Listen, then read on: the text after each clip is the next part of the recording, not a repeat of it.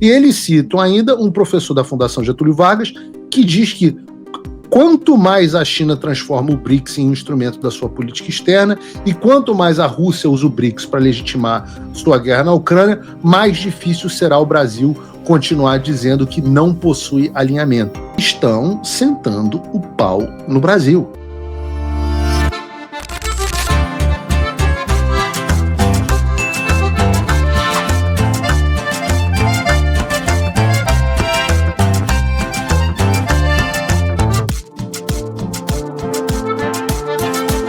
Então, primeiro C, você curte, que é o preço deste programa. Quanto vale o ingresso para ver este palhaço neste picadeiro bonito? Vale uma curtida. Se liga, ô Bonner, nós vamos derrubar o Jornal Nacional. Esta é a meta. Fazendo uma constatação aqui com vocês. O programa é sobre... O Alexandre está assistindo o programa e eu queria avisar a ele também que acabou o amor entre a esquerda globalista e o regime brasileiro. E por que eu estou dizendo isso? Porque essa esquerda globalista foi quem fez, em grande parte, que fosse possível que existisse um regime brasileiro em primeiro lugar. Já falamos aqui sobre a cobertura que eles deram aos abusos que já vinham acontecendo do Alexandre de Moraes. Já falamos aqui como o dinheiro dessa elite globalista que financiou boa parte das ações via Jorge Soros e companhia, que viabilizou o que vem acontecendo no Brasil. Haja vista, por exemplo, o Poynter Institute, International Fact-Checking Network, onde o Alexandre estava dando palestra, que deu a ideia por trás dessa regulação do Marco Civil da internet brasileira. Mas esse amor, eu digo que está erodindo, porque nós tivemos notícias recentes nos veículos que justamente representam essa esquerda globalista europeia. Estou falando aqui dos veículos que são alinhados com o Fórum Econômico Mundial, né? A turma, eu estudei lá, fiz London School of Economics and Political Science, o Beautiful People europeu. E nós estamos vendo esses veículos partindo para a porrada com o regime brasileiro. Olha, primeiro nós tivemos a The Economist, que trouxe uma notícia cujo título é: Presidente do Brasil está perdendo influência no exterior e é impopular em casa. Notícia da The Economist. Está citando o Brasil ao condenar o ataque americano às instalações nucleares do Irã. Quando o Brasil fez isso, se colocou contra todas as democracias ocidentais que apoiaram a ação americana ou emitiram declarações menos enfáticas do que a do governo Lula, que foi, por outro lado, parabenizado e recebeu um agradecimento do regime do Irã, quando ele disse que condenava fortemente a ação americana, chamou de violação à soberania do Irã e do direito internacional. Isso tudo que eu estou falando é The Economist. E eles batem nesse alinhamento que está sendo promovido entre o Brasil e regimes como o Irã, como a China, contra a Rússia, através dos BRICS. Segundo a reportagem da Economist, abre aspas, agora o Brasil passa a parecer cada vez mais hostil ao Ocidente. E eles citam ainda um professor da Fundação Getúlio Vargas que diz que quanto mais a China transforma o BRICS em um instrumento da sua política externa e quanto mais a Rússia usa o BRICS para legitimar sua guerra na Ucrânia, mais difícil será o Brasil continuar dizendo que não possui alinhamento. Ou seja, o que a The Economist está denunciando é que o regime brasileiro está muito mais alinhado ao chamado eixo do mal, liderado pela China e Rússia, do que ao bloco ocidental liderado pelos Estados Unidos. Embora não esteja lá tão bloco assim, ele fez uma demonstração de alinhamento muito grande na semana passada, na reunião da OTAN que a gente noticiou aqui no programa. Esse desalinhamento é simbolizado pelo fato de que o Lula até hoje sequer tentou se encontrar com o Trump. Mas já enviou, por exemplo, o vice dele para se encontrar com os terroristas do Irã. E a paciência da elite europeia com essas posições do Brasil parece estar se encerrando. O problema, segundo a The Economist, não acaba por aí. O que eles estão dizendo? Que a fraqueza no cenário mundial é agravada pela queda de popularidade do Lula em seu próprio país. Durante os 2 primeiros mandatos, como presidente de 2003 e 2010, diz a The Economist, o Brasil colheu os frutos de um boom de commodity, e ele foi um dos líderes mais populares do mundo, que é verdade. Sua força interna lhe conferia credibilidade no exterior e muitos dos seus pares os viam como um porta-voz das economias em desenvolvimento. A aprovação pessoal de Lula gira em torno de 40%. Errado. A aprovação pessoal do Lula hoje gira em torno de 30%. O nível mais baixo de todos os seus 3 mandatos. Apenas 28% dos brasileiros dizem aprovar o seu governo. No dia 25 de junho, o Congresso o humilhou ao rejeitar um decreto que ele havia editado para criar novos impostos. Foi a primeira vez em mais de 30 anos que os parlamentares derrubaram um decreto presidencial, o que deixará o governo com menos espaço fiscal para os gastos às vésperas das eleições gerais do próximo ano. E aqui eu faço um parêntese, porque quem é mais jovem, e eu estava fazendo esse parêntese pro editor do Paulo Figueiredo Show, o João Gabriel, que ele não lembrava certamente, mas lembrem-se, não foi só o Lula que mudou. A The Economist era uma grande fiadora do governo Lula. E eu trouxe aqui, para quem não lembra dessa capa, essa é uma das capas icônicas da revista The Economist. Brasil Takes Off. Isso aqui foi no auge do governo Lula. Isso aqui foi no auge do governo Lula, sei lá, não botou o ano aqui, mas eu acho que isso deve ter sido lá para 2008, alguma coisa do tipo. E os caras saíram desse tipo de reportagem, olha como o governo Lula faz o Brasil decolar, etc., para reportagem dizendo que o Alexandre quer mandar na internet. Outra reportagem da Economist. A primeira porrada. Tá aqui, ó. The judge who would rule the internet. O juiz que quer mandar na internet. Com a foto do Alexandre de Moraes. E essa primeira porrada que aconteceu agora no governo Lula, relembra ao mundo que a política externa do Brasil é uma vergonha. Isso que nós já vínhamos falando, e que nós também já vínhamos falando aqui, que o governo Lula já acabou. E aí você fala, puxa, cacetas, a The Economist está dando essas porradas no Lula e no Alexandre. Calma, que para completar a dobradinha, a gente tem também o outro veículo da elite financeira europeia, que é o Financial Times. O Financial Times, que partiu para cima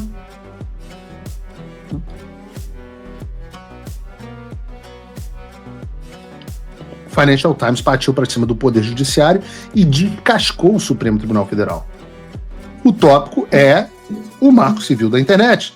E o que a manchete diz? Diz assim: Suprema Corte do Brasil decide que plataformas digitais são responsáveis por posts de usuários. Segundo diz o Financial Times, a Suprema Corte do Brasil decidiu que as plataformas de redes sociais podem ser responsabilizadas legalmente pelas postagens de seus usuários em uma decisão que endurece a regulamentação sobre as gigantes de tecnologia no país.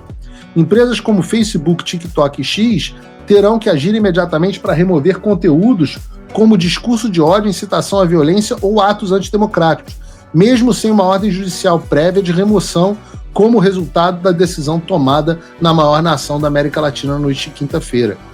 A medida ocorre em meio a crescentes preocupações no Brasil sobre conteúdos digitais nocivos, especialmente seu impacto sobre os jovens, e alimentará o debate global sobre os limites da liberdade de expressão online. A decisão foi criticada por opositores que alertaram que ela pode levar à censura preventiva por parte das empresas de tecnologia. Continua a reportagem. ela também corre o risco de aumentar as tensões com o governo dos Estados Unidos, liderado pelo presidente Donald Trump, que já ameaçou impor restrições de visto a estrangeiros envolvidos em censura contra empresas e cidadãos americanos. O passarinho me contou que o Barroso quer vir aqui aos Estados Unidos na semana que vem. Nessa semana, aliás, parece que nessa sexta-feira.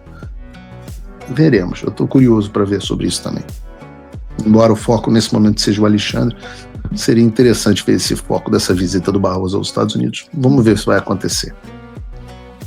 O secretário de Estado Marco Rubio afirmou no mês passado que Washington considerava aplicar sanções contra um juiz da Suprema Corte Brasileira com base na Lei Magnitsky, que visa autoridades estrangeiras envolvidas em corrupção ou violação de direitos humanos. Tudo isso é The Economist, tá? Não, perdão, Financial Times. Houve também uma recepção fria por parte de algumas empresas de tecnologia. Aí cita aqui: estamos preocupados com as implicações da decisão sobre a liberdade de expressão e os milhões de negócios que dependem dos nossos aplicativos para crescer e gerar empregos no Brasil, disse a Meta, dona da Facebook, Instagram e WhatsApp. Esses caras são muito pau mole, né? Olha a declaraçãozinha. A decisão traz incertezas jurídicas e terá consequências significativas para a liberdade de expressão, a inovação e o desenvolvimento da economia digital, aumentando consideravelmente o risco de fazer negócio no Brasil. Eu acho que essa merda foi feita pelo ChatGPT. É uma quantidade de clichês e chavões que não significam absolutamente nada, não tem nenhum impacto. Mas, Paulo, e se você fosse presidente do Facebook? Eu ia botar assim: fudeu. Aqueles que não gostam do palavrão no programa ficariam chateados. Mas nenhuma outra palavra explicaria exatamente qual é a situação das Big Tech. Segundo a reportagem do Financial Times, o Google afirmou que já havia expressado preocupações sobre mudanças que poderiam impactar a liberdade de expressão e a economia digital, acrescentando que estava analisando a decisão. Estamos analisando a decisão. Analisando, tem uma trojoba de 26 centímetros com a chapeleta rosa dentro do cara, e o cara, estou analisando os impactos da decisão.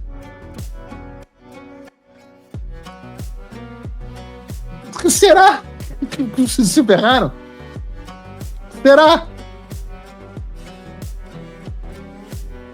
Não é à toa que a The Economist faz questão de citar a Meta e o Google, as duas maiores empresas de tecnologia do mundo, se opondo ao julgamento do Supremo Tribunal Federal.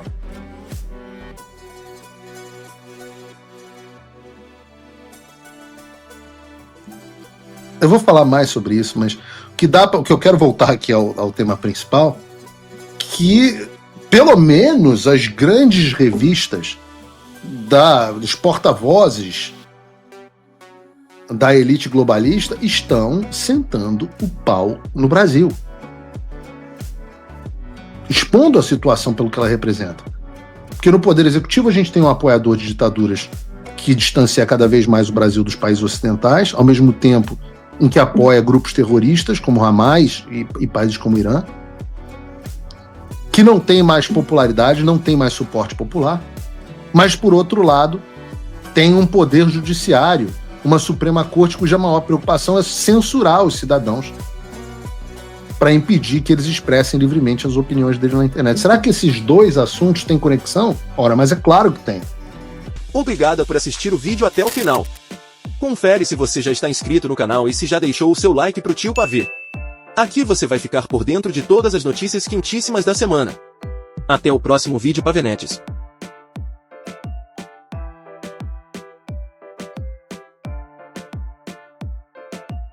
Oi! Diante dos inúmeros bloqueios que eu venho recebendo do STF e também todo o boicote do YouTube, canais de cortes dos meus vídeos como esse são muito importantes para fazer a minha mensagem chegar ao máximo de pessoas possível. Sem isso, o pessoal fica refém da Globo News e das outras redes de televisão de esquerda. Por isso, todo mundo tem autorização expressa para recortar os meus vídeos à vontade, exatamente como fazem aqui os meus amigos do Pave News. Curtam então o vídeo e se inscrevam nesse canal. Para acompanhar os meus programas completos ao vivo, eu sugiro que você acesse o meu canal e o site do Paulo Figueiredo Show. A gente transmite ao vivo todas as terças e quintas às 15 horas.